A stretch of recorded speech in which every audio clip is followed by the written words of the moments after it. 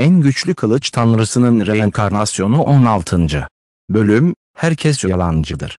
Red Leaf kasabasının gürültülü meydanında beyaz ışık parıltıları belirdi. Ardından oyuncuların isimleri birer birer ortaya çıktı. Bu oyuncular Shadow'un yeniden canlanan üyeleriydi. Bu kişilerin yüzlerinde üzgün ve son derece depresif ifadeler vardı. Hiçbir şey yakın zamanda bir şey kazanıp sonra onu tekrar kaybetmenin acısını ve karmaşık hissini yenemezdi. Daha bir dakika öncesine kadar hala Red Leaf kasabasının tiranları olmanın hayalini kuruyorlardı. Seviyeleri artıyordu, uçmak gibiydi. Ancak bir sonraki saniyede öldüler. Sadece seviyeleri ve beceri yeterlilikleri düşmekle kalmadı, aynı zamanda seviye 1'de sahip oldukları deneyim de eskisinden daha düşüktü. Ortalama bir oyuncuyla karşılaştırıldığında çok daha kötü durumdaydılar. Alevli Kaplan'ın dirildikten sonraki ifadesi daha da öfkeliydi. Gözleri tek başına bir insanı canlı canlı yiyebilir. Sistem, oyuncu Ye Feng seni öldürdü. 3 saniye sonra Kırmızı Yaprak kasabasında yeniden canlandırılacaksınız. Aynı zamanda bir seviye kaybedeceksiniz ve tüm beceri yeterlilikleriniz 100 puan azalacak. Ey Feng! Seni bırakmayacağım. Sana mutlaka ölümü dilettireceğim. Flaming Tiger, sistem tarafından görüntülenen sayılara baktıktan sonra kızgın bir şekilde böldü. Onun hareketleri diğer oyuncuların bu deli adama bakmaya cesaret edemeyerek ondan hızla uzaklaşmalarına neden olmuştu. Bir süre havalandıktan sonra Flaming Tiger, Shadow'un diğer üyelerine çantalarını kontrol etmelerini, düşürdükleri eşyaları kontrol etmelerini emretti. Bu ölüm herkes için büyük kayıplara neden olsa da sadece koboldları öldürerek kazanılan EXP yoktu. Ayrıca ganimet de vardı, bu aynı zamanda mutlu olabilecekleri tek şeydi. En azından boş yere meşgul olmadılar. Alevli Kaplan çantasına baktığında boğazına aniden tatlı bir tat girdi, bir arz dolusu kan tükürdü. Bir kere de. Hemen. Şimdi Karanlık Ay Vadisi'ne gidiyoruz. O çocuğu öldürmeliyim. Alevli Kaplan böğürdü, öfkesi göklere kadar ulaştı. Feng ile alay etmek için kullanmayı planladığı beceri kitabı gitmişti. Bu, kılıç ustaları için son derece nadir bir beceriydi ve aynı zamanda koboldları öğüterek elde ettikleri en değerli eşyaydı. Artık gitmişti. Ancak en affedilemez şey, beceri kitabının Feng'in eline düşmesiydi. Sonunda Flaming Tiger'in tüm çabaları Feng'in kazanımları haline geldi. Bu onun tahammül edemeyeceği bir şeydi. Nefreti, Feng'i seviye 0'a kadar öldürse bile çözülemeyecek bir şeydi. Shadow'un diğer üyeleri Flaming Tiger'e ne olduğunu anlamadılar. Şu anda Feng'i aramaya gitmek sadece nafile bir çabaydı. Kimse onların intikam almasını bekleyecek kadar aptal olamaz. Feng kesinlikle başka bir yerde onlara kıkırdayarak kaçardı. O anda Flaming Tiger'in sistem iletişimi çaldı. Kim o? Bu saatte beni rahatsız ediyorsun, ölmeye mi çalışıyorsun? Flaming Tiger, çağrı bağlandıktan sonra küfretti. Ateşli Kaplan, bir gün görüşmedikten sonra öfken kesinlikle arttı. Karşı taraftaki ses sanki öfkeliymiş gibi buz gibi soğuktu. Alevli Kaplan bu sesin tanıdık olduğunu hissetti. Sese karşılık gelen kimliği bulduğunda yüzü aniden son derece çirkinleşti. Kardeş Zhang, o sensin. Şu anda aslarıma eğitim veriyorum. Kardeş Zhang'ın benimle iletişime geçeceğini hiç düşünmemiştim. Kardeş Zhang, lütfen kusura bakmayın. Şu anda senden bahsetmiyordum. Yeterli. Sorununuzu zaten biliyorum. Red Leaf Town'da Shadow'un gelişimine verdiğiniz zarara bakarak, Red Leaf Town'da Shadow'un gelişimine yaptığınız iyiliğin neleri başardığına baktığımda, hemen yanınıza geleceğim. Şu andan itibaren Red Leaf kasabasının takım lideri olmaya devam etmek zorunda değilsin. Takımın elementalisti sessiz yağmur geçici olarak görevi devralacak. Red Leaf kasabasına vardığımda hala 2. seviye değilseniz, kaybolabilirsiniz. Gölgenin çöpe ihtiyacı yok. Sağ çift tırnak işareti. Alevli Kaplan bu sözleri duyduktan sonra ruhsuzlaştı. Feng'e olan nefreti, 5 göl ve 4 deniz tarafından bile asla silinmeyecekti. Bu sırada Dark Moon Valley'de Feng ve Blajaki'ye, Shadow üyelerinden damlaları topluyorlardı. Feng şu anda Flaming Tiger'in düşürdüğü beceri kitabını tutuyordu. Ateşli Kaplan gerçekten çok cömert. Hatta bana böyle bir eşya bırakmıştı. Feng, Beceriyi tereddüt etmeden öğrenmeyi seçti. Rüzgar bıçağı, eylem tipi. Gerektirir, kılıç. Seviye 1. Yeterlilik 0-300. 5 yard dışında ve 30 yard yakınındaki bir düşmanı pusuya düşürün. Hedefe doğru koşarken hareket hızı %40 artırılacak ve saldırı hızı 3 saniye boyunca %20 artırılacak. Bekleme süresi 25 saniye. Bu beceriyle bir kılıç ustasının hareket kabiliyeti büyük ölçüde artacaktır. Uçurtma yapmayı seven koruculara ve büyücülere karşı harika bir hamleydi. Kardeş Feng, ihtiyacımız olan meteor cevherinin hepsi burada. Ayrıca epeyce bronz cevheri de var. Gölge bu sefer bize gerçekten çok yardımcı oldu. Blajkiye yüksek sesle güldü. Yerden cevher toplarken koyu yeşil bir cevher parçası fark etti. Onu alıp sordu. Kardeş Feng, bu, yıldız kristali, nedir? Feng, yıldız kristalini duyduğunda, ayaklarının altındaki göktaşı cevherini görmezden geldi, anında döndü ve Blajkiye'ye doğru koştu. Kahretsin, bu gerçekten bir yıldız kristali. Blajkiye, şansın gerçekten çok iyi. Hatta sen böyle bir şeyi eline aldın. Feng, onu aldıktan sonra koyu yeşil cevhere dikkatlice bakarken heyecanla söyledi. Dünyadaki her canavarın bir yıldız kristali düşürme şansı vardı. Şans 1 milyonda birdi. Belki başkaları için çöptü ama Feng için paha biçilmez bir hazineydi. Aynı zamanda en çok ihtiyaç duyduğu şeydi. Kardeş Feng, bu yıldız kristali ne işe yarıyor? Blajkiye merakla sordu. Feng genellikle sakin ve kayıtsızdı. Ondan gelen böylesine heyecanlı bir tepki, yıldız kristalinin kıymetliliğini ortaya koyuyordu. Yemek için ama oyuncular için değil. Feng hafifçe gülümsedi ama yıldız kristalini tutarken açıklamaya devam etmedi. Yemek için mi? Blajkiye'nin kafası biraz karışmıştı. Kim taşır? Ancak Feng'in açıklamamak için kendi nedenleri olmalı, bu yüzden Blajkiye bunu sormaya devam etmedi. Bir süre sonra tüm damlalar toplandı. Toplamda 14 parça göktaşı cevheri ve 32 parça bronz cevheri almışlardı. Sadece Feng'in görevini tamamlamakla kalmamışlardı, hatta bazı artıkları da vardı. Daha sonra ikisi demirciye geldi. Usta Jack, istediğiniz göktaşı cevherini topladım. Feng, meteorit cevherinin tamamını geride bırakmadan teslim etti. Bunların hepsi görev öğeleriydi. Bunlardan bir yığını bir NPC'ye yalnızca bir bakır karşılığında satılabilir. Tamamen değersizdi. Fena değil genç adam. Ancak olağanüstü bir demirci olmak istiyorsanız, yine de değerli cevher elde etmek için yeterli güce sahip olmanız gerekir. Güçlü bir kobold reisi var. Gücünü kanıtlamak için git onu öldür. Usta Jack, göktaşı cevherini saklarken anlamlı bir şekilde konuştu. Sistem, gizli görev dövme yolu. Kızıl Yıldız madenindeki kobold şefini öldür. 1 saatlik zaman sınırı.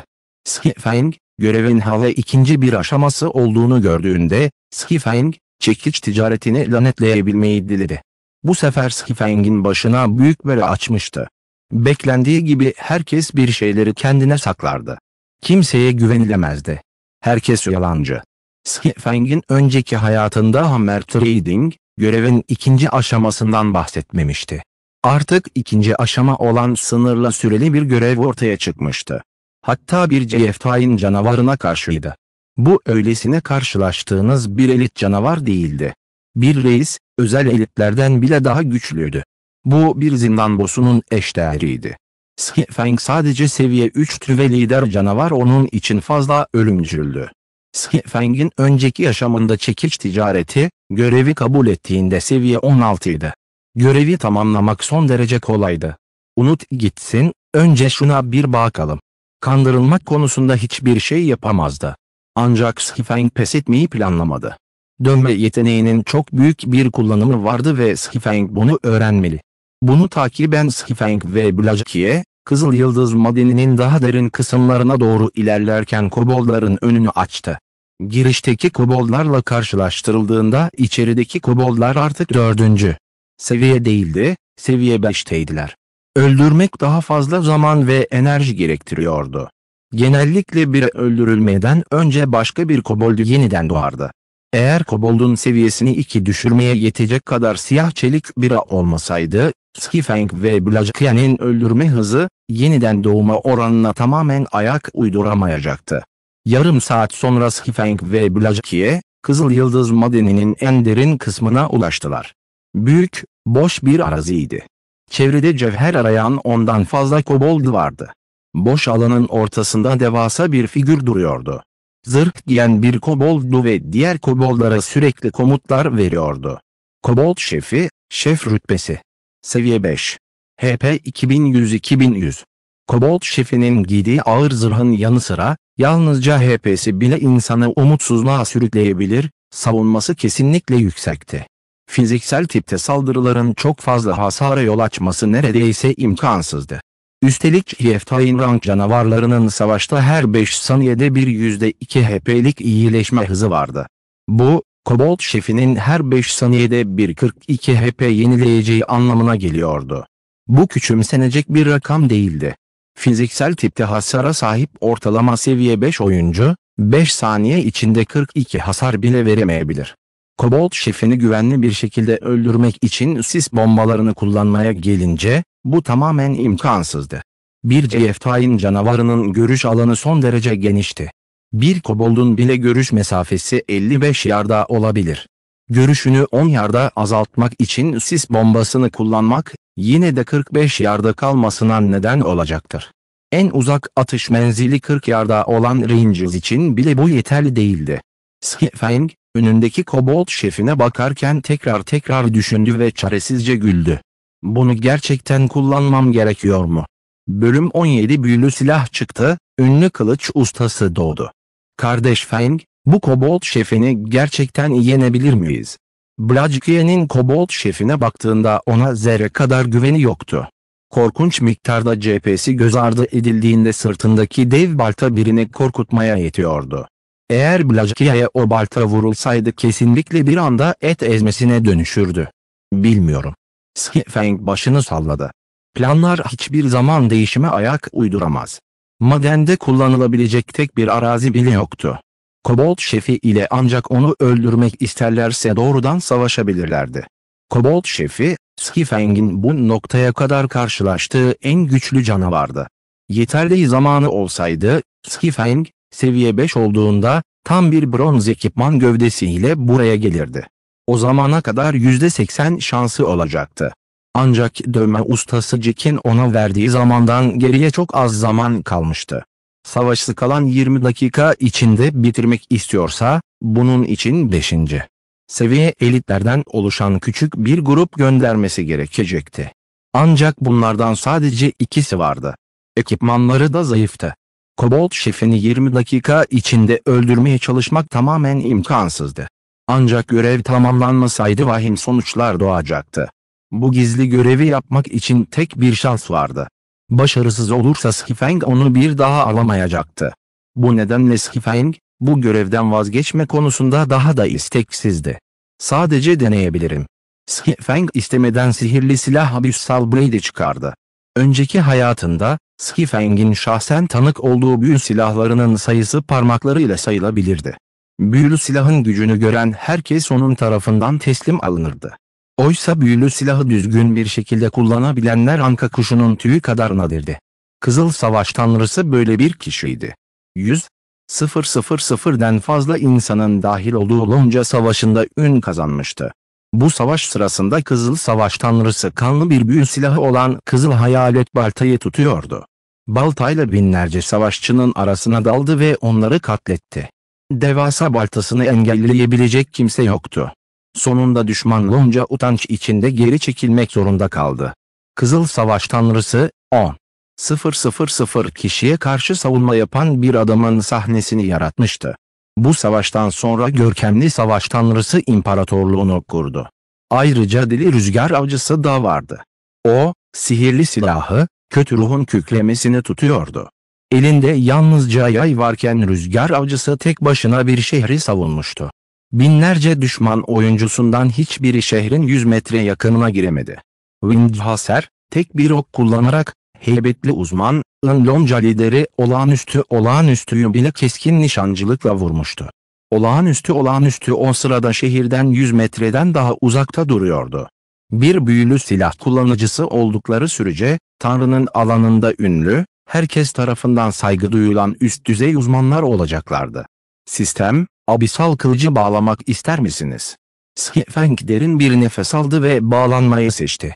Artık büyülü silahın tepkisi umurunda değildi. Bu insanlar sihirli silahları kontrol edebildiklerine göre, reenkarnasyona uğramış bir kişi olarak henüz büyümemiş olan yeni başlayanlar karşısında nasıl yenilebilirdi? Bağlamanın bittiği an, Feng tüm vücudunun gücünün tükendiğini açıkça hissedebiliyordu. Onun seviyeleri de birbiri ardına düştü ve bir anda seviye 0 oldu. Ancak başka bir anda vücudunda bir güç akmaya başladı. Vücudunun mevcut yapısı seviye 3'tekinden bile daha güçlüydü. Abissal kılıcın niteliklerini kontrol ettiğinde Feng daha da şok oldu. Cehennem kılıcı, büyülü silah, tek elle kullanılan kılıç. Saldırı gücü 24. Tüm özellikler artı 10. Saldırı hızı artı 3. Canavarın seviyesini 5 oranında göz ardı edin. Saldırıların %15 şansı 2 kat hasara neden olur, %10 şansla doğum curseyi tetikler, tüm istatistikleri %30 azaltır ve 20 saniye sürer. Kullanıcı herhangi bir kılıç ustası görevine aitse, tüm beceri seviyeleri artı 2. Seviyedeki her artış için alınan serbest yetenek puanlarını 2 puan artırın. Ekipman seviyesi 0. Seviye yükseltilebilir. 10 adet seviye 5 bronz ekipmanı ve 1 adet seviye 5 gizemli demir ekipmanı yutarak seviye 5'e ulaşın. Geliştirilebilir, bilinmiyor. Ek beceri 1, hayalet öldürme. Anında bir doppelganger yaratır. Bu ikizi kontrol edebilirsin. Doppelganger, orijinal vücudun niteliklerinin ve tüm becerilerinin %50'sine sahip olacaktır. Aynı zamanda doppelganger ve orijinal gövde değiştirilebilir. 30 saniyelik süre. Bekleme süresi, 5 dakika. Ek beceri 2, abisal bağlama. Düşmanları bağlar ve hareketi engeller, savunmayı %100 azaltır. 3 saniyelik süre. Bekleme süresi, 1 dakika. Ek beceri 3, 9 ejderha darbesi. Kullanıcının kullanması için anında Abyssal Blade'in 9 hayaletini yaratın, her hayalet kılıç %30'a kadar hasar verme kapasitesine sahiptir. 20 saniyelik süre. Bekleme süresi, 5 dakika. Abyssal kılıcı, Usta Smith Ulysses tarafından Kara Ejderha Kral'ın dişleri malzeme olarak kullanılarak bizzat yaratıldı. 36 ünlük kılıçtan biridir ve 31. sırada yer almaktadır. Ancak bu kılıç Kara Ejderha Kral tarafından lanetlendi. Kullanıcıya muazzam bir güç sağlamanın yanı sıra, belirli bir süre sonra bir geri tepme meydana gelecektir. Eğer kullanıcı, backlash'ı bastıramazsa, Black Dragon King'in lanetini alacak ve bu lanet, tüm nitelikleri kalıcı olarak %50 oranında azaltacaktır. Düşürülmesi mümkün değil. Ticareti yapılamıyor. Bu nitelikler ve bu kadar ek beceri göz önüne alındığında, abisal kılıcın Tanrı'nın silahından hiçbir farkı yoktu. Ancak bu ünlü kılıçlardan hala 35 tane vardı ve abisal kılıç en düşük dereceli kılıçlardan sadece biriydi. Birinci sıradakinin ne tür bir kılıç olduğunu hayal etmek zordu. Kardeş Feng, lütfen beni korkutma. Nasıl seviye 0 oldun? Feng'e yandan bakan Village'e şok oldu. Kobold şefi ile yüzleşmek zaten sorunluydu. Artık Feng seviye 0'a düştüğüne göre, bununla nasıl savaşabilirlerdi? Rahatlamak. Önce küçük çeteleri temizlemek için sis bombalarını kullanın. Kobold şefini bana bırakın. Feng, 6 serbest özellik noktasının tümünü çevikliğe yerleştirerek özellik panelini çağırdı. Çevikliği tam olarak 20 puana ulaşmıştı ve hızlı ve çevik, iyi etkinleştirmişti. Feng, kılıcını Kobold şefi üzerinde test etmek için çok istekliydi. Karakter, Ye Feng, insan. Bağlı krallık, yıldız ay. Başlık, binlerin kudreti. Mesleği, kılıç ustası. Seviye, 0. HP, 460-460. Saldırı gücü, 72. Savunma, 4. Saldırı hızı, 10. Hareket hızı, 8. Nitelikler, güç 24, çeviklik 20, dayanıklılık 22, zeka 13, canlılık 13. Sistem, güç 20 puana ulaştı. Gizli temel beceriyi etkinleştirme, yumrukları kırma. Çöp silahlarını çıplak elle yok edebilir. Sistem, dayanıklılık 20 puana ulaştı. Gizli temel beceri, sağlam fizik, etkinleştiriliyor. Güç ve dayanıklılık için gizli temel becerilerin aktivasyonuyla birlikte Sifeng artık mevcut vücudunun tüm potansiyelini kullanabiliyordu. Artık 3 saniyelik bir kahraman değildi. Seviye 0 olmasına rağmen mevcut saldırı gücü ve nitelikleri, seviye 3 olduğu zamankinin çok üzerindeydi. HP'si daha da muhteşemdi. Seviye 5 kalkan savaşçısının HP'sinden daha kötü değildi. Sifeng'in hala bir sürü yüksek seviye yeteneğe sahip olduğundan bahsetmiyorum bile. Kesinlikle Kobold şefi ile savaşabilirdi. Sifeng vücuduna alışırken, Blaziken çevredeki tüm koboldları temizleyerek arkasında yalnızca Kobold şefini bırakmıştı. Agro yapmamı bekle, sonra delice saldırmaya başlayabilirsin. Sifeng talimat verdi. İleriye doğru bir adım atan Sifeng, Kobold şefine doğru koştu. Rüzgar bıçağı. Göz açıp kapayıncaya kadar Sifeng, Kobold şefinin önüne gelmişti. Kobold şefi, boynunu iki siyah ışık çizgisi kesmeden önce henüz tepki vermemişti. Aniden boynundan kan sıçradı ve Kobold şefinin acı içinde çığlık atmasına neden oldu. Başının üstünde iki korkutucu hasar belirdi. -63, 128. Kobold şefi sonunda tepki gösterdi. Ancak dev baltasını kaldırdığı anda vücudunun korunmasız bir bölgesinden başka bir kılıç parıltısı geçti. Kesmek. Kobold GF'inde -105 hasar daha ortaya çıktı. 4. Seviye kesmenin gücü şok ediciydi. Dev balta yere düştüğünde büyük bir krater oluşturdu. Bununla birlikte, Sifeng çoktan geri çekildi ve seviye 4 gürleyen flash kullanarak onu takip etti. Kobold GF'nin devasa vücudundan 3 şiddetli gök gürültüsü geçti ve -84, -101, -123'lük hasara neden oldu. Sifeng, tek bir değişimden sonra Kobold şefinden 600 HP'yi almıştı. Ünlü kılıcın gücü, Abyssal Blade, Sifeng'in kendisini bile şok etti. Uzakta duran Blaziken daha da şaşkına dönmüştü. Bölüm 18-9 Ejderhanın saldırısı.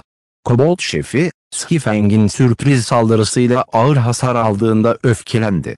Yarasından sızan kan onun uyarıcısı oldu. Kobold şefi dev baltasını kaldırdı ve Sifeng'i birbiri ardına saldırılarla bombaladı. Kobold şefi, Sifeng'in önceki sürpriz saldırısına uygun şekilde tepki veremedi. Yalnızca içgüdüsel olarak saldırabiliyordu, dolayısıyla saldırıları agresifti. Kobold şefinin vahşi saldırılarına karşı, seviye 5 kalkan savaşçısı veya koruyucu şövalye bile anında ölür. Sifeng ancak bu kadar yoğun saldırılar altında geri çekilebildi. Misilleme yapma şansı yoktu. Ayrıca gelen yumruk büyüklüğündeki molozlardan da kaçması gerekiyordu. Eğer ona vururlarsa büyük miktarda hasara neden olur. Bir adam ve bir canavar yüksek hızlarda hareket ediyorlardı. Eğer ortalama bir insan olsaydı büyük olasılıkla tek bir hamle bile yapamazdı. Dev balta onu ikiye bölecek ve büyük ölçüde ölecekti. Blaziken, acele et ve ona saldır. Daha fazla dayanamayacağım. Sifeng şimdi 7 ya da 8 saniye boyunca kaçıyordu. Henüz saldırmamış olan Blaziken'i görünce yüksek sesle bağırdı. Şu anda küçük bir elit değil, bir şef patronla karşı karşıyaydılar. Bir şef patronun saldırı kalıpları elitlerinki kadar monoton değildi, çeşitli saldırıları vardı. Şef patron zekaya sahip bir canavardı. Hatta belirli oyuncular için saldırı düzenini bile değiştirebiliyordu.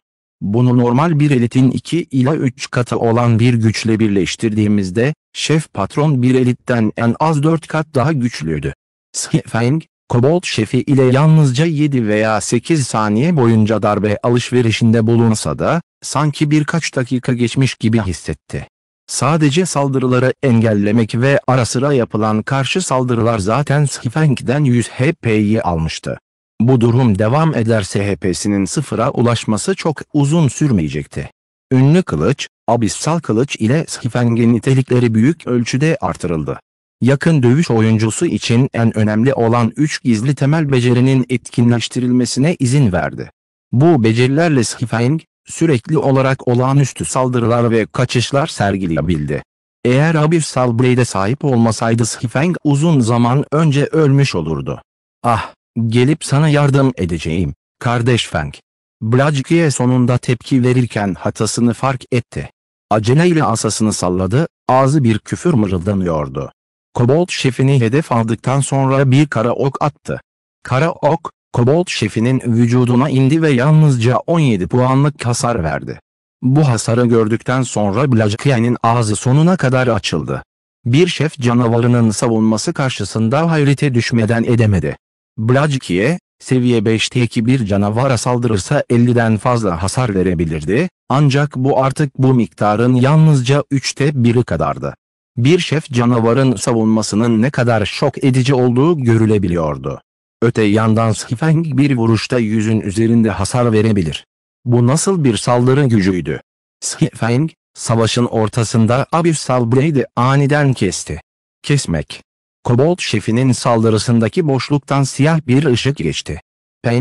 Sifeng vücudunu dengelemeden önce 3 adım geriye gitti, başının üstünde 30'dan fazla hasar belirdi.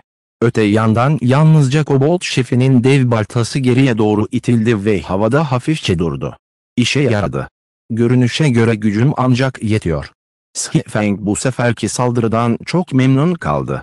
Tanrı'nın alanı içindeki savaşlar sırasında, oyuncular sadece savunma yapmak ve kaçmakla kalmayıp, aynı zamanda bir canavarın saldırısını da engelleyebilirler. Bu, canavarın saldırısının kısa süreliğine durmasına ve canavarın saldırısının sona ermesine neden olur. Bu yüksek seviyeli bir savaş tekniğiydi. Bu tür teknikler, Tanrı'nın alanı açıldıktan 6 ay sonra, özellikle de boss savaşlarında popüler olmaya başladı. Eğer MT, ana tank, bu teknikleri öğrenmemiş olsaydı, nihai sonuç partinin silinmesi olurdu. Bunun nedeni, boss'un çılgın ve sürekli saldırılarını engelleyebilecek hiçbir oyuncunun olmamasıydı. Kobold şefinin anlık duraklaması zayıf bir noktanın ortaya çıkmasına neden olmuştu. Sifeng tereddüt etmeden içeri girdi. Tüm gücünü elinde toplayan Sifeng, Abyssal kılıcı sıkıca kavradı ve sürekli olarak Kobold şefine vurdu. 4 kılıç ışığı çizgisi Kobold şefinin zırhsız kısımlarına çarptı. Hasar yükseltme etkisi ile Sifeng'in saldırısı, Kobold şefinden anında 300 HP'ye çıktı. Blajkiye'nin saldırısını da eklersek, Kobold şefinin yalnızca 900'ün biraz üzerinde HP'si kalmıştı. Kobold şefi çılgına dönmeye başladı. Devasa baltasını bir kenara fırlatıp belinden 2 pala çıkardı. Silahlardaki değişiklik Kobold şefinin saldırı düzenlerinin değişmesine neden oldu. Eğer Kobold şefi, dev baltayı tuttuğunda bir vahşi idiyse, o zaman, bir çift bıçağı kullandıktan sonra Kobold şefi, çift silah kullanan bir kılıç ustasıydı. Kobold şefi artık gücü çeviklikle birleştirdi ve artık sadece rakibini baskı altına almak için şiddet kullanmıyordu. Kılıç çiftinin saldırı düzeni artık monoton değildi. Kobold şefinin saldırı hızı da büyük bir artış gösterdi. Sifeng bıçaklardan birinden kurtulduktan hemen sonra diğeri de arkasından geldi. Sifeng aceleyle Abyssal Blade'i bloka etmek için kullandı. Bıçak ve kılıç birbiriyle kesiştiğinde göz kamaştırıcı kıvılcımlar oluştu. Sifeng'in bütün kişiliği uçup gitti. Sifeng hala havadayken, Kobold şefinin tüm gücüyle sıçradığını gördü. Önden saldırı için pala yüksekteydi. Her şey yolunda gidiyor mu? Sifeng aceleyle kullanarak şok oldu. Savuşturma. Abyssal kılıcı palayı engelledi. Ancak Sifeng ağır bir şekilde yere düştüğü için bir göktaşı gibiydi. Sifeng, Kobold şefinin saldırısının bittiğini düşünmüştü. Ancak gökten düşerken ikiz bıçakları da Sifeng'in göğsünü hedef alarak aşağıya doğru daldı. Sifeng saldırıyı atlatmak için hareket edemedi. Hayalet öldürme. Anında, Sifeng'in bir kopyası ondan 3 metre uzakta belirdi. Şimşek hızıyla Sifeng, görsel ikiziyle yer değiştirdi. Kobold şefi yere indiğinde her iki bıçağı da görsel ikizin göğsüne saplandı. Doppelganger'in HP'si çılgınca düştü. 300'ün üzerindeki HP bir anda yok oldu. Kobold şefi heyecanlı bir gülümseme ortaya çıkardığında, Sifeng arkasından belirdi. Elindeki abyss kılıcı da hafif siyah bir parıltı yayıyordu. 9 ejderha saldırısı. Abyssal Blade'in 9 hayaleti ortaya çıktı, sessizce havada süzülüyor ve Sifeng'in etrafında dönüyordu. Feng 9 kılıcın hepsini tamamen kontrol edemese de 9'unu basit bir saldırı için kullanmak sorun değildi. Şaşaşa. 9 abis kılıcı sanki şakacı ruhlarmış gibi dans ediyor, sürekli olarak Kobold şefinin vücuduna giriyordu. Kobold şefinin kafasında sürekli -10'un biraz üzerinde küçük değerler beliriyordu. Hasar çok az olmasına rağmen miktarı yüksekti. Feng'in hopu ve normal saldırıları da dahil olmak üzere Kobold GFT'nin HP'si 500 HP'ye yaklaştı. Kobold şefinin geri dönmek istediğini gören Feng, ona karşı saldırı şansı vermeye cesaret edemedi. Feng hemen abissal bindi kullandı. Kobold şefi 3 saniye boyunca hareket edemedi ve savunması %100 azaldı. Göz kırpmanın bile sizi öldürebileceği bir savaşta sonuçları değiştirmek için 3 saniye yeterliydi. Kobold şefi, Abyssal Blade'den gelen kapkara zincirlerle bağlandıktan sonra hareket edemiyordu. 9 Abyssal kılıcı durmadan saldırmaya devam etti ve her vuruşta -20'nin üzerinde hasar yarattı. Kobold şefinin HP'si çılgınca düştü ve bir an içinde yalnızca 200 HP civarında kaldı. Au! Kobold şefi tamamen çılgına dönerken böğürdü, vücut boyutu 2 kat büyüdü. Feng 3 saniyenin geçmesini izledi. Tamamen çılgına döndükten sonra Kobold şefinin gücünün şakası yoktu. Gücü en az %30 artmıştı. Ancak Feng'in tüm saldırıları ve hayat kurtarıcı becerileri hala bekleme süresindeydi. Sanki Feng'in sıkıntısını görmüş gibi, Kobold şefinin yüzü alaycı bir ifade ortaya çıkardı. İki büyük bıçak Feng'e doğru çarptı, hızları uçan oklar gibiydi. Yaşam ve ölüm anında Feng, göz ucuyla bir kobold madencisinin yeniden doğduğunu fark etti. Hemen Feng, yerçekimi kurtuluşunu etkinleştirdi ve ardından rüzgar kılıcı geldi. Şimşek hızıyla Feng, ikiz bıçaklardan kaçtı ve kobold madencisinin önüne doğru koştu. Ah! Kobold şefi, ölüme yakın Feng'in aslında saldırısından kaçtığını gördüğünde, güçlü bacakları aniden yere vurdu ve onu doğrudan Feng'e doğru itti. Blajkiye, Feng'in dövüşmesini izlerken sırtında bir ürperti hissetti. Ne olursa olsun, ağzı küfürler savurmayı asla bırakmadı ve birbiri ardına kara oklar gönderdi. Ancak kobold şefinin hızı çok hızlıydı ve onu vurmaya çalışmak çok zordu. Neyse ki kobold şefi ile Feng arasında 20 metreden fazla mesafe vardı.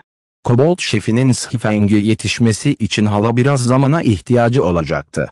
Bu süre içerisinde Feng, Abyssal kılıcın 9 hayaletiyle kobold şefini bile öldürebilir. Ancak hem Feng hem de Blajkiye, kobold şefinin patlayıcı gücünü hafife almıştı. Sadece gücü ve savunması büyük ölçüde artmakla kalmadı, çevikliği bile büyük bir artış gösterdi. Kobold şefinin 20 yardaya ulaşması yalnızca 2 saniye sürdü. Kobold şefi ikiz kılıcını kaldırıp onu güçlü bir şekilde kesti. Feng'in önündeki kobold madencisi ikiye bölündü ve 5 metrelik bir alana kan yağmuru yağdı. Bu kesik, Feng'in yanağını yakından geçerek neredeyse hayatını alıyordu. Kobold şefinin diğer kılıcını kesmeye hazırlandığını gören Feng, elindeki abyssal kılıcı güçlü bir şekilde kaldırdı. 3 gök gürültüsü kobold şefinin vücuduna girerek kalan son 130 HP'sini aldı. Kobold şefinin nihayet düştüğünü gören Feng, rahat bir nefes aldı.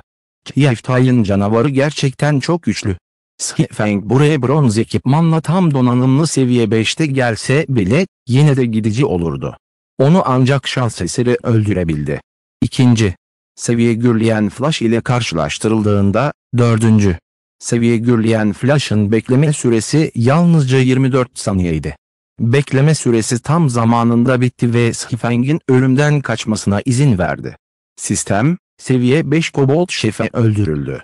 Seviye farkı 5. Elde edilen EXP %500 arttı. 2350 EXP elde edildi. Feng anında seviye 1'in %76'sına yükseldi. Sistem, bir GFT'nin canavarını öldüren ilk oyuncu olduğunuz için tebrikler. Kobold GFT'nin eşya düşüşü %200 arttı. Yıldız Ay Krallığındaki itibar 10 puan arttı. Aniden kobold şefinin bedeni genişlemeye başladı. Boyutu, bedeni bir patlamayla patlayana ve bir yığın eşyayı yere saçana kadar artmaya devam etti. Bölüm 19 Kötü Kırbaç. Kobold şefe patladığında eşyalar her yere dağıldı. Bakır paralar, Sanki Sifeng'in başarısını kutluyormuş gibi tüm madeni parıldayan bakır bir parıltıyla zemini kapladı. O anda Blajkiye felçli bir şekilde yerde oturuyordu, soğuk ter tüm vücudunu kaplamıştı. Sanki vücudunun tüm gücü çekilmiş gibiydi, yerdeki damlalar umurunda değildi. Bu savaş gerçekten zordu. Nefes almaya bile zaman yoktu, her dakika ve her saniye, gözleri harekete geçiren, insanın içini sarsan bir andı. Savaşın her anı Blajkiye'nin kalbiyle oynuyordu. Eğer güçlü bir kalbi olmasaydı, bunu hiçbir şekilde kaldıramazdı. Kobold şefine karşı kafa kafaya savaşabilecek Sifeng'e gelince, o nasıl bir kalbe sahipti? Bu çok harika. Kazandık, kardeş Feng. Sen gerçekten benim idolümsün. Blajkiye aşırı heyecanla yüksek sesle bağırdı. Sifeng'in sakin yüzünü gören Blajkiye ona saygıyla doldu. Her ne kadar Sifeng'in eski gücü oldukça iyi olsa da, birçok ortalama oyuncuyu geride bıraksa da, o hala ortalama bir profesyonel oyuncuydu. Sifeng'in becerisi asla Blajkiye'nin ulaşamayacağı bir yerde olmamıştı. Sifeng daha önce heyecanlanmakta hızlı davranmıştı. Hatta sanki kanından çıkarılmış bir bıçakmışçasına ortak bir ekipman parçası yüzünden bitmek bilmeyen bir çatışmaya bile girebiliyordu. Ancak mevcut Sifeng, öncekinden oldukça farklıydı, sanki bambaşka bir insan olmuştu. Şimdiki Sifeng son derece sakindi ve tereddüt etmeden her şeyi yapıyordu. Uyuyan bir ejderhanınkine benzeyen belli bir dinginlik yayıyordu, normalde olağanüstü bir şey yapmadı, ancak bunu yaptığında dünyayı şok ederdi. Blajkiye, idolün Nazikkar değil miydi? Sifeng bunu söylerken hafifçe gülümsedi. Tabii ki Nazikkar benim idolüm. Ancak sen de harikasın kardeş Feng. Genellikle hiçbir şeyi açığa vurmadan sessiz kalırsın ama artık bunu gösterdiğine göre, bu kadar güçlü bir kobold şefinin bile işini bitirdin. Gerçek bir profesyonel oyuncu bile seninle kıyaslanamaz. O halde sana nasıl hayran olmayayım? Dedikleri gibi, büyük bir ağacın gölgesi daha iyidir. Kardeş Feng, bana Jursemancer'in nasıl oynandığını öğretmelisin. Rüyalarımda bile profesyonel bir oyuncu olmayı hayal ettim. Blajkiye'nin gözünde Sifeng tıpkı bir altın dağı gibiydi. Daha önce yaptığı seçimden memnundu. Eğer gölge atölyesine gitmiş olsaydı muhtemelen hala isimsiz bir altın çiftçisi üyesi olacaktı. Bir uzmanla tanışma şansı bile olmayacaktı, gerçek bir uzman olmayı unutun. Peki. Sifeng gülümsedi. Blajkiye'nin karakteri çok basitti. Sifeng önceki hayatında kovulduğunda Blajkiye'de tereddüt etmeden istifa etmişti. Blajkiye, sırf onunla birlikte acıyı paylaşmak için yıllık geliri milyonlar olan eşinden vazgeçmişti. Doğal olarak Sifeng, Blajkiye'ye ihanet etmezdi, Blajkiye'ye elinden geleni öğretirdi. Sifeng daha önce bir Jursemancer oynamamış olmasına rağmen, hala birçok uzman Jursemancer'i gözlemlemişti. Sifeng, bir Jursemancer geliştirmenin genel yönünü biliyordu ve Blajkiye'ye işaretler vermek fazlasıyla yeterliydi. Kardeş Feng, sence puanlarımı erkenden nasıl değerlendirmeliyim? Tam zekaya mı geçeceğim? Blajkiye sordu. Sifeng başını salladı ve biraz düşündükten sonra şöyle dedi. Başlangıç dönemlerinde tam zekaya gitmek kötü olmasa da, güçlü bir Jursemancer olmak istiyorsanız çeviklik bir zorunluluktur. Çeviklik, hareket hızınızı artırmanın yanı sıra, uygulama hızınızı da arttırabilir. Jursemancerlerin çok az hayat kurtarıcı becerisi vardır, yavaş koşarlar ve ilahi söylemeyi gerektiren birçok beceriye sahiptirler. Jursemancer'in büyülerinin gücü de zayıftır. Hasar vermek için çoğunlukla lanetlere güvenirler. Ancak, gerçek anlamda top olan elementalistlerin aksine, bir Jursemancer'in bu hasarı tamamen ortaya çıkarması için zaman gerekir.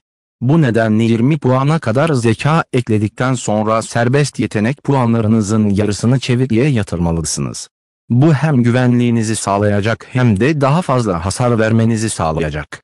Sağ çift tırnak işareti. Sifeng'in önceki hayatında son derece güçlü bir Jursemancer vardı. Bu kişi, büyük miktarda çeviklik ekleyerek bir Jursemancer'in geleneksel puan tahsis yöntemini kırmıştı.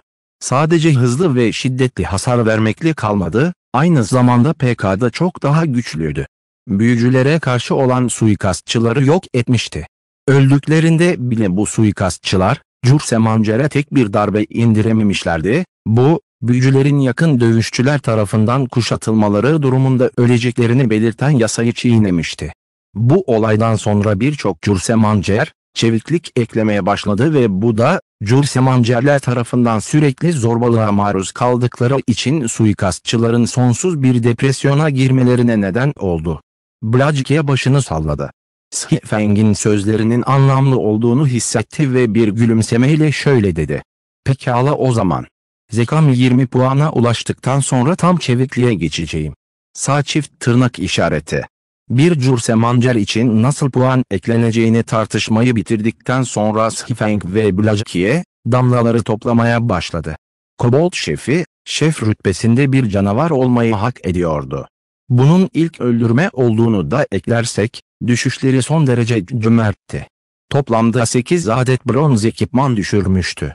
Bir guri dev balta, 2 plaka zırh, 2 deri zırh, 3 kumaş zırh. Bunların dışında 273 joper ve 3 beceri kitabı da vardı. Kalkan savaşçıları için, sahte suikastçılar için, sessiz adımlar ve lanetçiler için, kötü kırbaç, vardı. Blajkiye, şansın gerçekten çok iyi. Bu Evil Hip beceri kitabı son derece düşük düşme oranıyla nadirdir. Aynı zamanda bir cürsemancerin sahip olduğu az sayıdaki kontrol ve hasar verme becerisinden biridir. Becerinin seviyesi yüksek olduğu sürece, canavarları ezmek için tanrısal bir beceri haline gelecektir. Sifeng, Evil Hip beceri kitabını tereddüt etmeden Blajkiye'ye attı. Ayrıca Blajkiye'ye seviye 2 kumaş zırhtan ikisini verdi. Kötü kırbaç.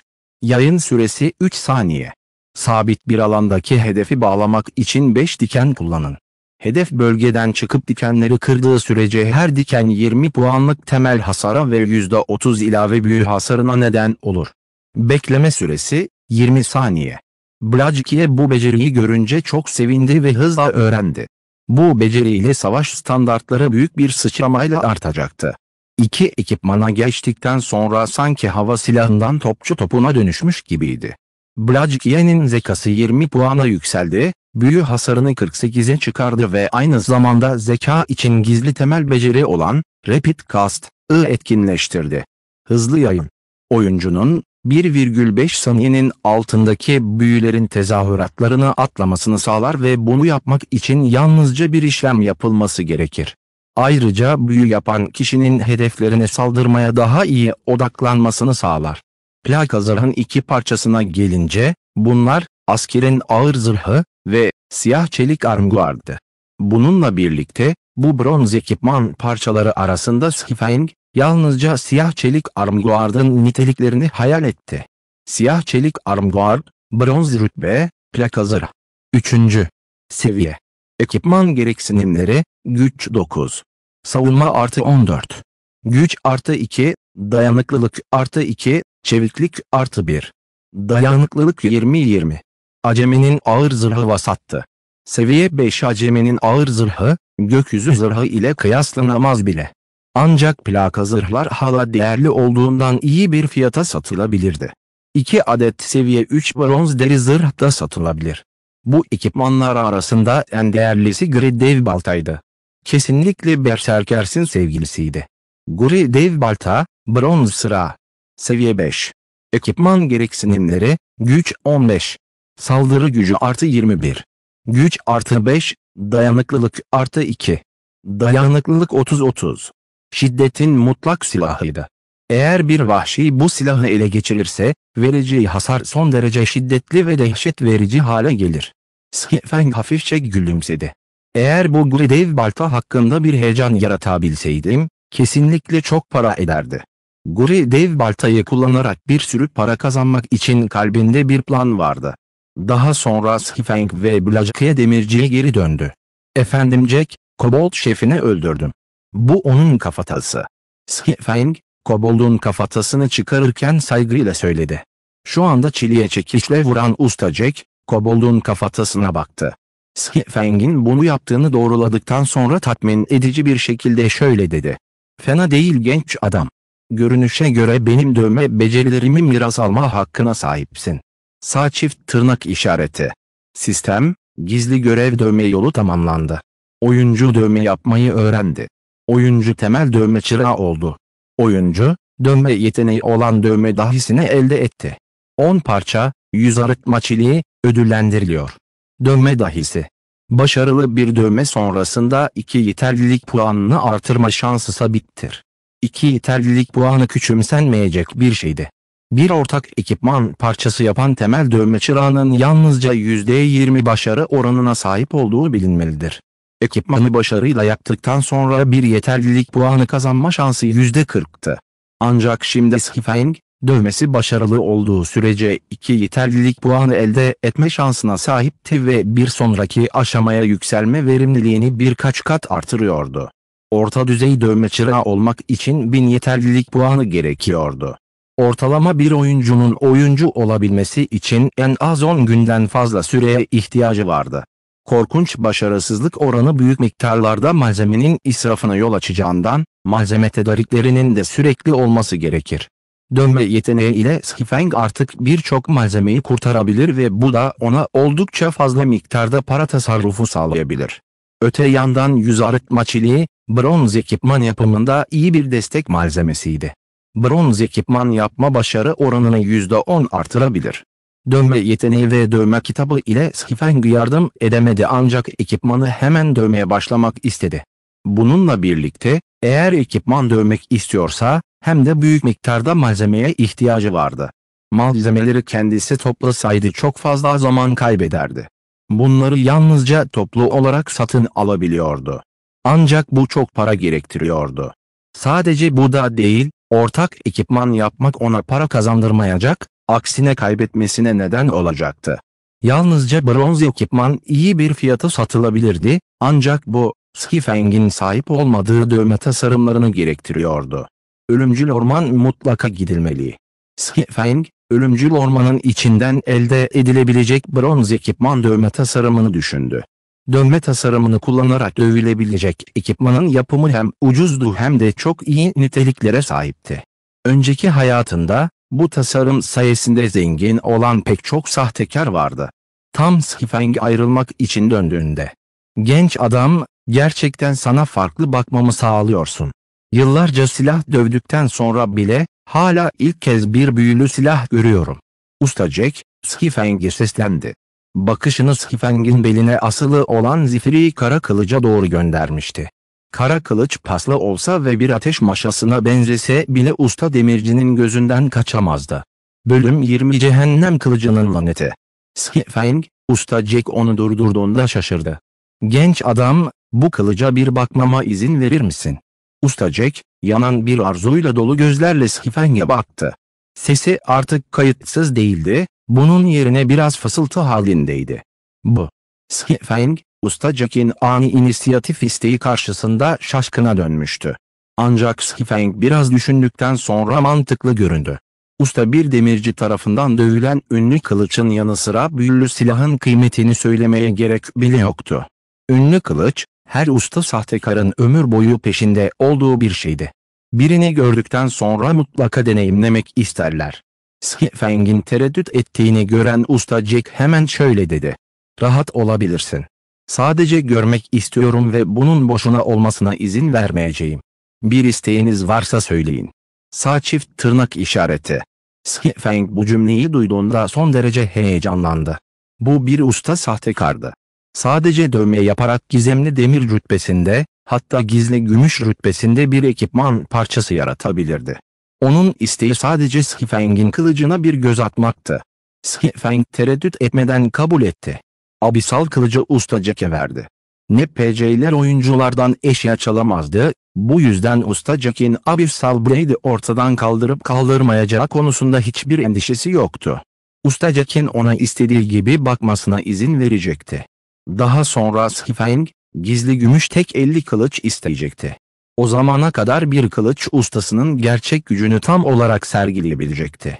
Usta Jack, ateş sopasına benzeyen abisal kılıcını tutuyordu, hem kılıcın narinliğini övüyor hem de gücüne hayret ediyordu.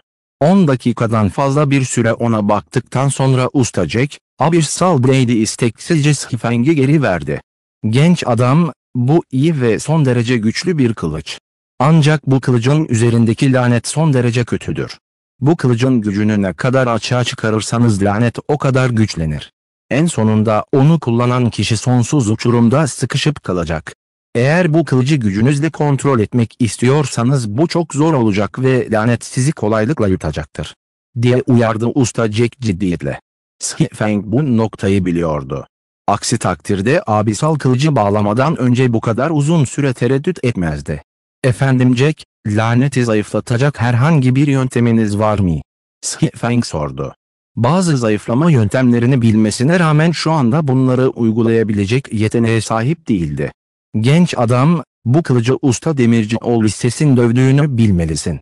Tanrı'nın alanında ondan yalnızca bir tane var ve diğer 35 ünlü kılıçtan yalnızca biri onunla eşleşebilir. Bu ünlü kılıçların benzersiz bir güce sahip olması için hayal edilemeyecek kadar korkunç birçok varlık öldürüldü. Ölümden sonra bu varlıklar usta demirciler tarafından her kılıca mühürlendi. Bu kılıçları son derece büyük bir güç olmadan bastırmak imkansızdı. Usta Jack'in ses tonu eşi benzeri olmayan bir saygıyla doluydu ama hemen gülümsedi ve şöyle dedi. Ancak bu, laneti zayıflatmanın bir yolu olmadığı anlamına gelmiyor. Nasıl bir yöntem olduğunu sorabilir miyim? Feng hızla sordu. Eğer büyük bir gücü bastırmak istiyorsanız, bunu yapmak için aynı derecede büyük bir güce de ihtiyacınız olacaktır. Kılıcın içine mühürlenmiş güç bir lanettir. Eğer onu zayıflatmak istiyorsanız, yeterince büyük bir şansa sahip olmanız gerekecek. Usta Jack yakında. Tanrı'nın etki alanı kıtasında, bazı taşlar Tanrı'nın etki alanının şansını topladı. Bu taşlara şans taşları adı verilmektedir. Şans taşınız olduğu sürece laneti dengeleyebilirsiniz. Bu taş parçası tüm kıtada bulunmasına rağmen onu elde edebilen çok az kişi var. Ben bile daha önce görmedim. Birini bulmaya çalışmak gerçekten çok zor. Bu taşın bir parçasını bulabilirsen kılıcının üzerindeki laneti hafifletmene yardım edebilirim. Feng'in gevşek ifadesini gören Usta Jack, teselli içinde başını salladı ve şöyle dedi. Genç adam, şanslı taşın son derece nadir olduğunu bilmelisin. Cesaretinizi kırmamalısınız. Bulamamak normaldir. Sadece Tanrı tarafından kutsananlar şans taşı alabilirler ve onlar kıyaslayamayacağımız insanlardır. Jack Usta, bu taş parçası mı? Feng koyu yeşil renkli yıldız kristalini çıkarırken hafifçe gülümsedi. Doğru, bu bir şans taşı. Usta Jack koyu yeşil renkli yıldız kristalini gördükten sonra başını salladı. Ancak bir an sonra şaşkına döndü. Sanki bir canavara bakıyormuş gibi Feng'e bakıyordu. Feng, hiçbir şey olmadığını belirterek omuzlarını silkti. Feng daha önce halsiz kalmıştı çünkü Usta Jack'in abissal kılıcı bastırmak için şanslı taşı kullanabileceğini öğrendi. Yıldız Ay Krallığı'nda çok sayıda usta sahtekarın olduğu bilinmelidir. Bununla birlikte, büyülü silahın lanetini bastırmak için şans taşı kullanabilen usta sahtekarların sayısı bir el kadar sayılabilir. Feng, önündeki Usta Jack'in onlardan biri olacağını hiç düşünmemişti. Efendi Jack, artık laneti zayıflatabilir misiniz? Feng beklentiyle sordu. Birkaç dakika sonra Usta Jack nihayet eski sakinliğine kavuştu. Kayıtsız gibi davranarak. Tamam, sorun değil. Yarım saatte bitirebilirim. Kenarda Blajaki'ye gülmemek için elinden geleni yaparken karnını tuttu. Ancak Usta Jack'in şaşkın ifadesi Blajaki için gerçekten çok fazlaydı, yüksek sesle gülmeden önce ormana doğru koşması gerekiyordu. Yarım saat sonra Feng, abissal kılıcı aldı. Abissal kılıcın tanıtımında bazı değişiklikler olduğunu keşfetti.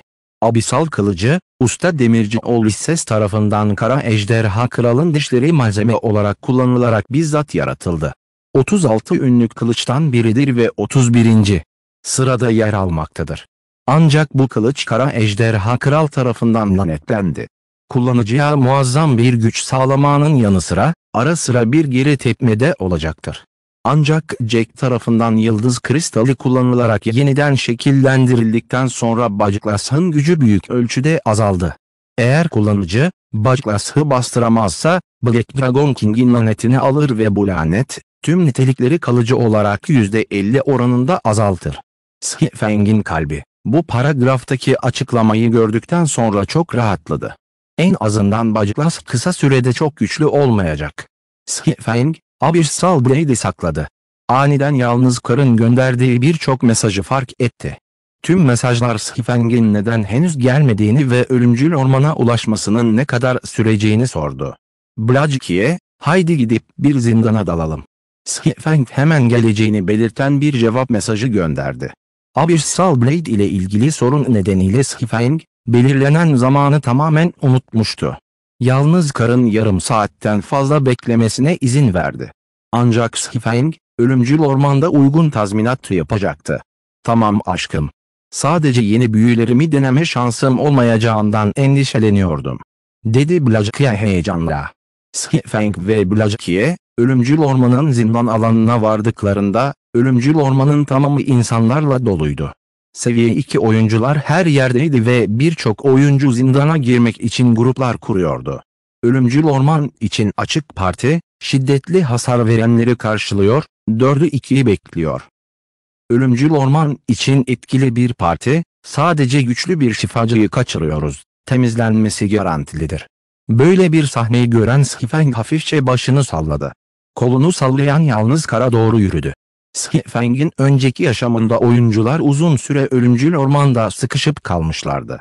Zindan ancak oyuncuların çoğunluğu seviye 5 olduğunda temizlendi. Uzman kardeş, sonunda buradasın. Arkadaşlarım zaten beklemekten sabırsızlanmaya başladı. Acele edelim.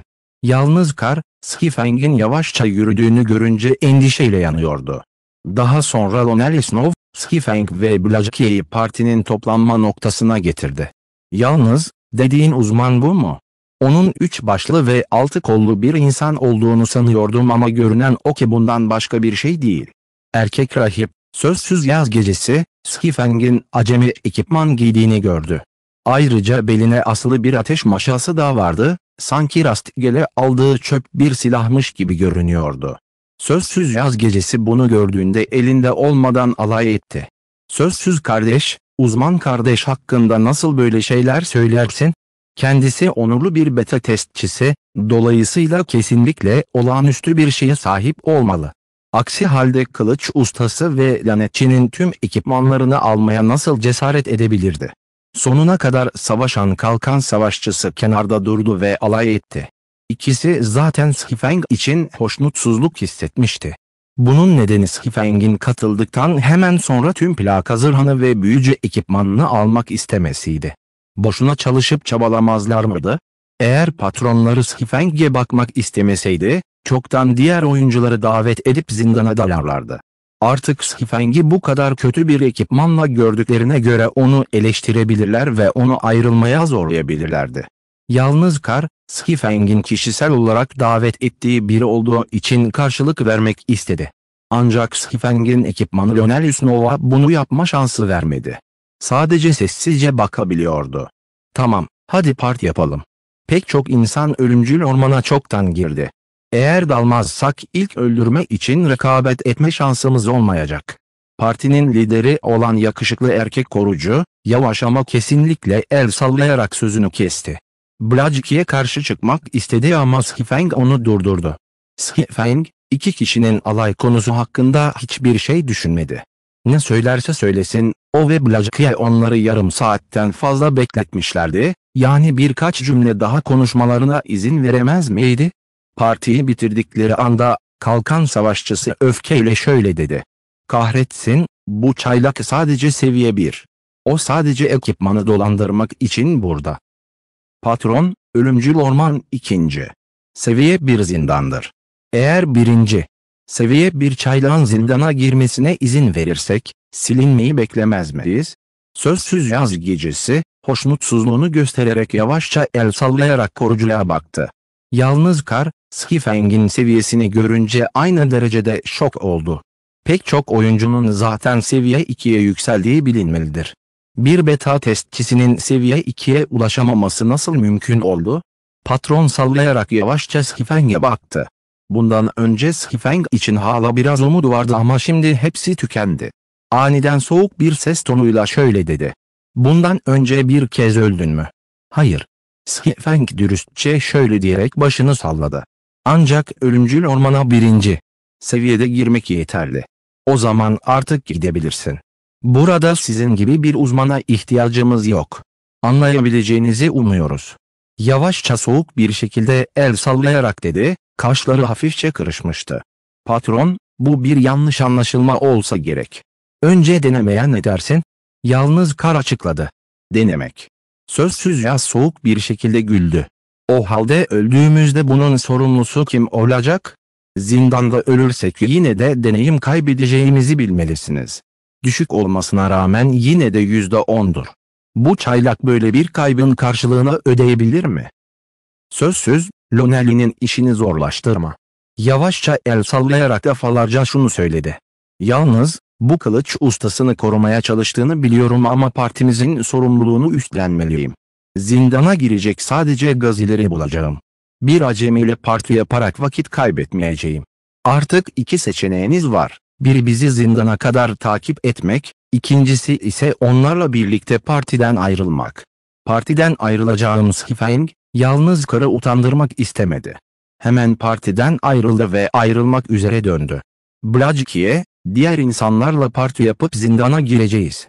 Peki. Blajki'ye he diyerek gülümsedi ve bir an bile düşünmeden partiden ayrıldı. Hım. Uzmanın kimliği ortaya çıktı. En azından artık ekipmanı dolandıramayacağını anladıktan sonra ayrılacak bir kişisel farkındalığı var. Kalkan savaşçısı sırıttı ve alay etti. Yalnız, sen gerçekten safsın. Böyle bir çaylak yalnızca seni kandırır. Gelecekte patronun yavaşça dalgalanmasından doğru şekilde öğrenmeniz gerekiyor. Yalnız Kar'ın yüzü bunu duyduktan sonra mosmor oldu. Ancak yanıldığını hissetmiyordu, Sifeng kesinlikle bir uzmandı. Patron yavaşça el sallıyor, bunun için özür dilerim. Yalnız Kar partiden ayrılmayı seçti. Kararının doğru olup olmadığını belirlemek için Sifeng'e katılmaya hazırdı. Sen. Yavaşça sallamak anında şaşkına döndü. Yalnız Kar'ın bu kadar belirleyici olacağını hiç düşünmemişti. Bu sadece aptalca bir karardı. Eğer iyi teknikleri olmasaydı, Yalnız Kar'ı çoktan kovardı. Sözsüz Yaz gecesi Yalnız Kar'a baktı ve soğuk bir gülümsemeyle şöyle dedi. Yalnız, yaptığın seçimden pişman olmasan iyi olur. Ölümcül ormanı temizleyip harika ekipmanlar elde ettiğimizde pişman olacaksın. Patronun yavaşça dalgalanmasını takip etmediğin için 10 yıl, 20 yıl boyunca pişmanlık duyacaksın.